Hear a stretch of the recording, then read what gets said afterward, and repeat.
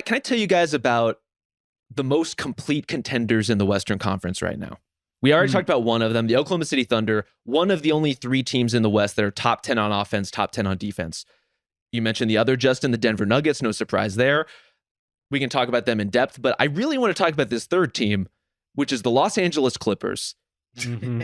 Top 10 on offense, top 10 on defense, winners of 12 of their last 14 games.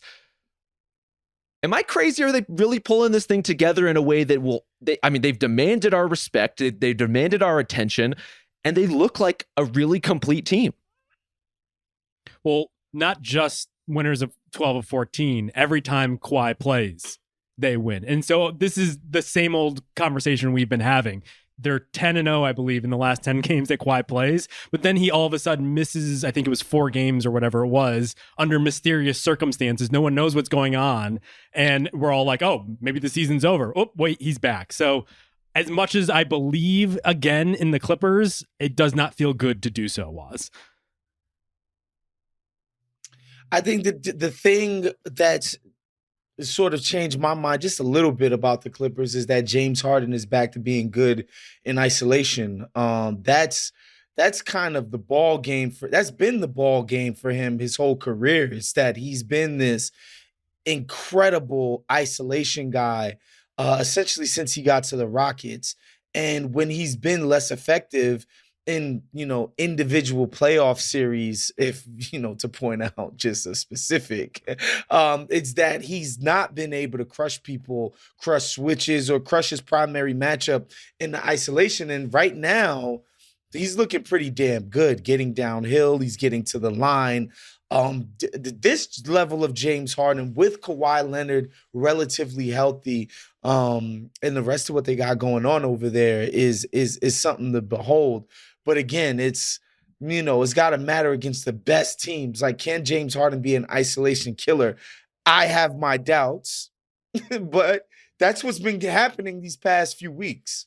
And they have not been aces against the best teams in the league. Against the stronger opponents on their schedule have not been as solid as you might want, even at this stage in the season, given the way things started. But am I seeing things, or is James Harden actually been okay to pretty good defensively?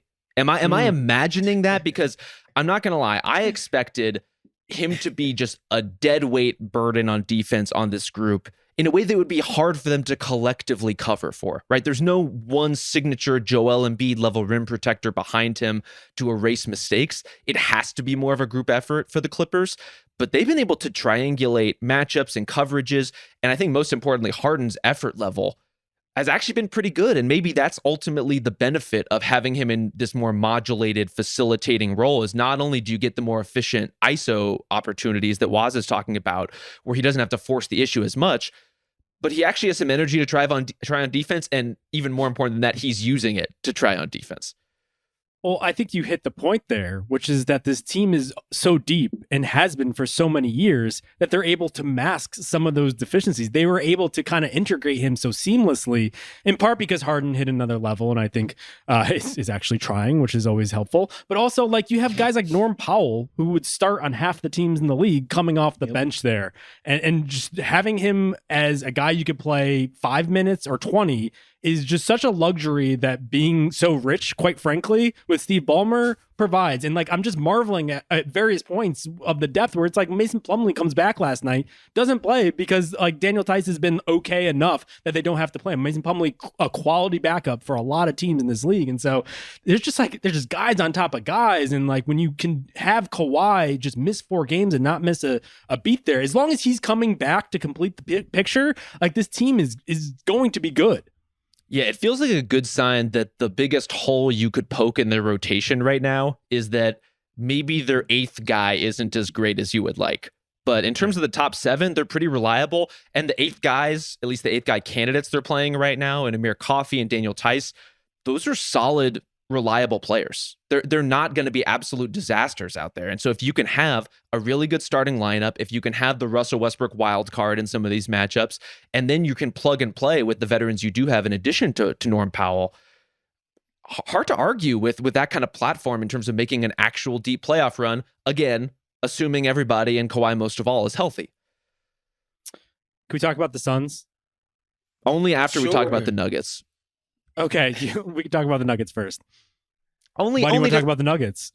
Well, because I would say they're the only other contemporary, like, complete team right now in terms of offense and defense at a high level. You didn't take the bait. I didn't. the buzzer shtick is not working here. We talked about this before the podcast. Telling everyone that they were going to get the buzzer if you talked about them is just letting people avoid it. I refuse to be buzzed because here is an incredibly present tense stat for you, Justin. The best lineups in the league. Number 1 is the Philadelphia 76ers. Their starters have been incredible. Number 2, your Denver Nuggets starters. Injuries, dog bites, and all. When those guys are on the floor, they blow teams out by over 20 points per 100 possessions. And even if you sub in Reggie Jackson for Jamal Murray, those lineups were gangbusters too. Yeah. So long as that is the case, the Nuggets are going to have an advantage over pretty much anybody. Where things get dicier for me, and I'm curious to hear how you feel about this, Woz, when you go to the bench, where is the guy who's going to go off for 20 plus? Kind of similar to the Timberwolves position where if Reggie Jackson isn't hitting, there isn't a lot of output there. Yeah, I thought we all felt like Christian Braun was going to take a step forward this year. That step hasn't really happened in a major way, although I will say I'm encouraged by what I see from Peyton Watson, honestly. It not in just one, his shot looks good, but the shots that are generated for him are really nice looks. The defense is coming along. He's very toolsy, right? He's very quick, agile. He's very long, but it's not panning out as of yet.